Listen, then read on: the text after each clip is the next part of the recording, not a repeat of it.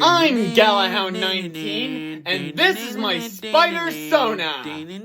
Yeah, don't bother asking Gallerweb for his story. He doesn't even know it himself. Just woke up on the side of the street with no memory of who he was or why he was there. He tried asking for help, but he had this bad feeling about the local law enforcement. And as he wandered the streets of London, he had these sudden memory fragments of the Avengers battling a terrorist group known as AIM. But when he asked around, there was no knowledge of any Avengers. There was no Iron Man, no Captain America, and as for AIM, they were the country's governing party, conducting all sorts of research facilities. They were not a bunch of terrorists. Where he couldn't find any proof, he trusted his memories. So our little John Doe snuck into an AIM facility, and it was surprisingly easy, like he had a natural talent for sneaking in. He managed to get to the head scientist's computer and discover AIM was experimenting in multiversal travel tech, and that recently they've accidentally brought otherworldly materials into their universe, into random parts of the city. They had to bribe the police commissioner to keep it under wraps. John Doe remembered some kind of tunnel of flashing lights before waking up on the streets. He thought, was he himself from another universe? Was that why his memories don't line up with recent events? His trail of thought ran a little too long because before he knew it, security guards had spotted him and they weren't interested in taking him alive. But miraculously, John dodged the gunfire. He then grabbed a broom and swung it like a sword, easily trouncing the guards. And midway through the fight, John's fist went through a brick wall?